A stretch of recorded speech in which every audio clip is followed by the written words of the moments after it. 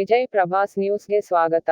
ಅಂಗನವಾಡಿ ಕೇಂದ್ರ ಕುಡುಕರ, ಜೂಜುಕೋರರ, ಸಮಾಜಘಾತುಕರ ಕೇಂದ್ರವಾಗಿ ಮಾರ್ಪಟ್ಟಿದೆ.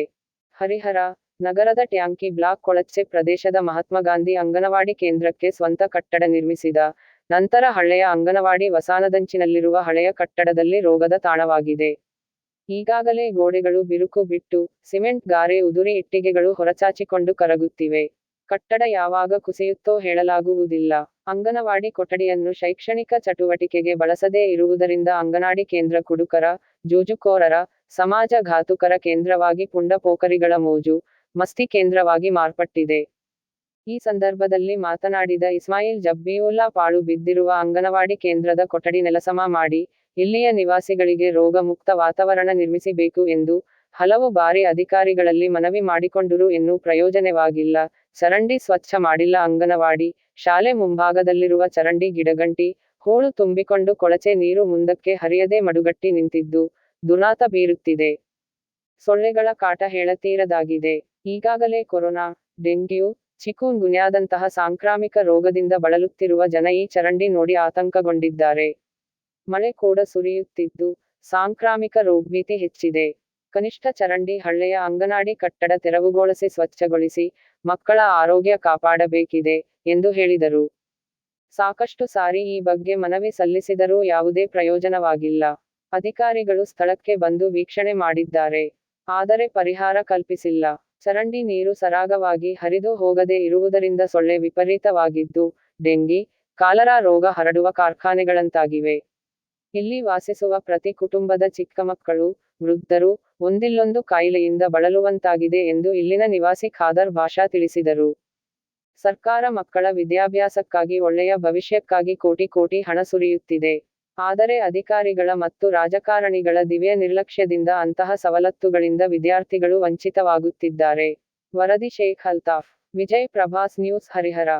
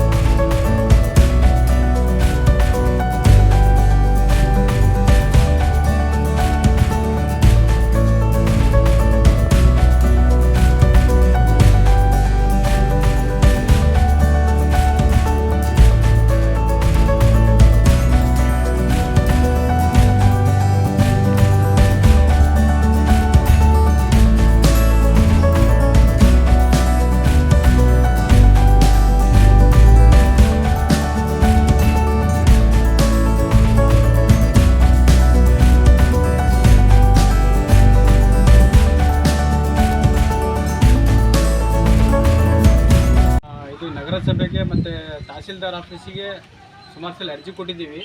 ಪಕ್ಕದಲ್ಲಿ ಅಂಗನವಾಡಿ ಇರೋದ್ರಿಂದ ಇಲ್ಲಿ ಇದು ರೀಸಸ್ಸು, ಆಮೇಲೆ ಕುಡಿಯೋದು, ಅಲ್ಲಿ ಒಳಗಡೆ ಮಕ್ಕಳು ಸಣ್ಣ ಮಕ್ಕಳೆಲ್ಲ ಅಲ್ಲಿ ಇರೋದ್ರಿಂದ ಆ ಕಾಯಿಲೆ ಬರ್ತಾಯಿತ್ತು ಅಂತ ಸುಮಾರು ಲಕ್ಷ್ಮೀ ಮೇಡಮ್ ಇದ್ದಾಗಿಂದನೂ ಅರ್ಜಿ ಕೊಟ್ಕೊಂತ ಬಂದರು ಸತ ಅಧಿಕಾರಿಗಳಿಗೆ ಇದ್ರ ಬಗ್ಗೆ ಮಕ್ಕಳ ಮೇಲೆ ಕಾಳಜಿ ಇಲ್ಲ. ಆಮೇಲೆ ಸಣ್ಣ ಪುಟ್ಟ ಸುಮಾರು ಸಲ ಈಗ ಹೆಚ್ಚು ಕಮ್ಮಿ ಒಂದು 2008ರಿಂದ ಅರ್ಜಿ ಕೊಟ್ಟಿರೋದು. 2008ರಿಂದ ಅರ್ಜಿ ಕೊಟ್ಟರು ಸತ ಇಲ್ಲಿವರೆಗೂ ಅದ್ರ ಇದು ಮಾಡೋಕ್ಕೆ ಬರಲಿಲ್ಲ. ನಾನೇ ಸ್ವತಃ DC ಆಫೀಸಿಗೆ 3ನೇ DC ಚೇಂಜ್ ಆಗಿದ್ದಾರೆ. 3ನೇ DC ಚೇಂಜ್ ಆದರೂ ಸತ ಇಲ್ಲಿವರೆಗೂ ಅದನ್ನು ಅವರು ಬಂದು ಕ್ರಮ ತಗೊಳ್ತಾ ಇಲ್ಲ. ಇದ್ರ ಬಗ್ಗೆ ಸ್ವಲ್ಪ ಇದು ಇಲ್ಲಿ ಹರಿಹರದಲ್ಲಿ ಯಾರ್ಯಾರು ಕೊಟ್ಟಿದ್ದೀರಿ ನೀವು? ಇದು ಕಮಿಷನರ್ ಕೊಟ್ಟಿದ್ದೀನಿ, ಆಮೇಲೆ ಪ್ರತಿಕಸಾನಿ ತಹಸೀಲ್ದಾರ್ ಇದ್ದಾಗ ಅವ್ರಿಗೆ ಕೊಟ್ಟಿದ್ದೀನಿ, ಆಮೇಲೆ DC